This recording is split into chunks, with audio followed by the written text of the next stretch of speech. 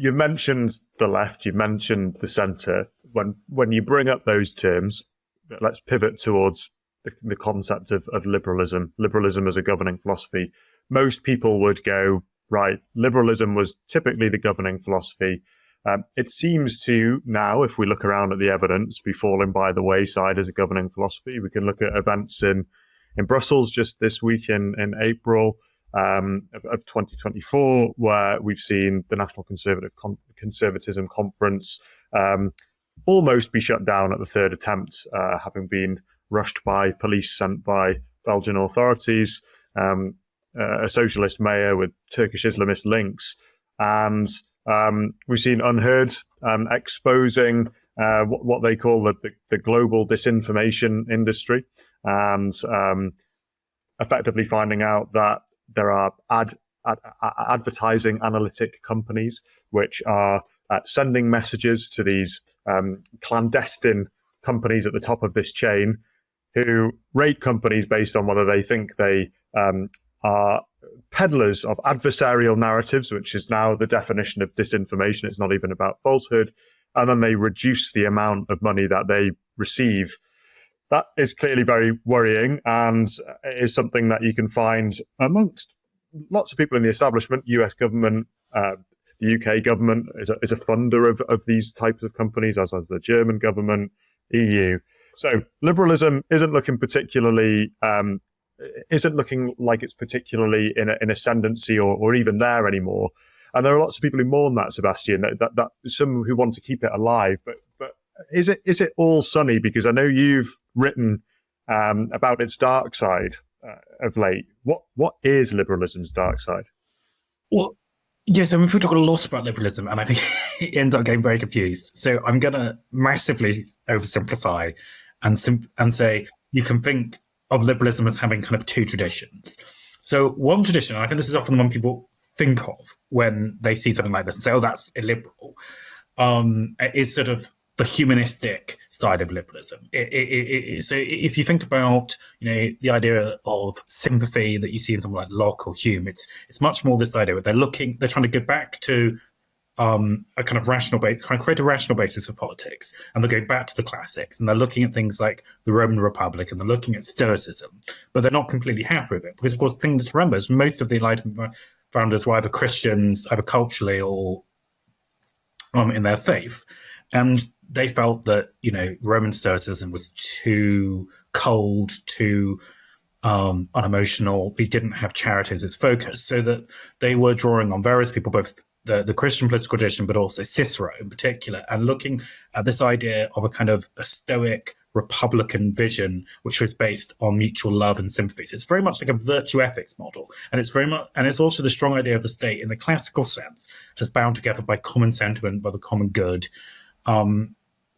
And it's imagining that, and it's very reliant on the virtue of rulers and the participation of ordinary citizens in government.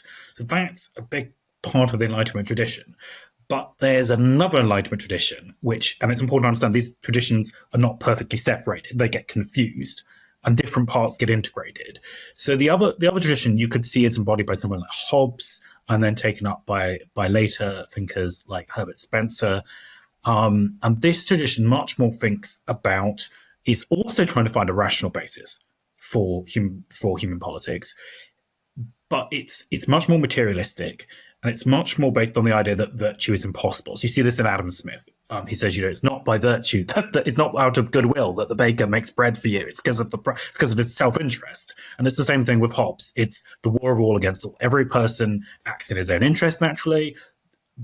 But civilization happens when, basically a dictator comes along, forces people to start fighting, and then they pursue their self-interest through peaceful means. And you have to create a rational system, either the state or the market, or in fact, in the case of liberalism, both in collaboration, which basically kind of coordinate human desires to prevent conflict. And the important thing about that is that, if you'll have noticed, we've gone from the idea of a self-governing republic to the idea of a distant state or market, in human forces, in other words, that govern people's lives in their own interests, or supposedly, but not with their participation. So you also see this idea on that. So there's a political side to this, which you see in Rousseau, the idea of a general will, which is again it's not embodied in individuals. It's just the aggregate desires of the people. Or in the case of the market, the invisible hand, the idea that through the price system, people's desires are kind of reflected, and then you have to kind of protect that from interference. So you get an accurate idea. I'm putting it very, again, crudely, but so I think what we're seeing now is that dark liberalism that it is now increasingly the dominant force. So if you think about the scales went in different directions, liberal states were doing, they were sterilizing the unfit in the 1920s and 30s. World War II threw the balance right back in the other direction. You had Christian democracy, you had a return to that more humanistic Enlightenment legacy, but the balance is, I think, shifting in the other direction. So the stuff that you're talking about, mass surveillance, the idea about about market and state collaborating to control and manipulate citizens. This is the legacy of the darkest side of the French Revolution. It's the legacy of kind of the worst kind of like Victorian liberalism that said, well, let the Irish starve, and we'll, that's what the price system demands. The French Revolution point is interesting. I was reading the debate that Konstantin Kisin had been hosting on his Substack between James Orr, taking the side of conservatism, and Stephen Hicks on liberalism. And James Orr, in his critique of liberalism, outlines that ultimately it didn't just come out of anywhere. It was the final fruition of centuries of social practices and a common religious life in Europe, which weren't all simply about freedom. And in the essay, he raises one of those dark moments in the French Revolution you mentioned, which was Madame Roland of revolutionary France, whose nation raised egalitarian freedom above all else, and yet found herself guillotined. And before that fateful moment, she cried, "Oh, liberty, what crimes are done in your name?" And so then he argues, look, the obsession with freedom will in the end lead to tyranny.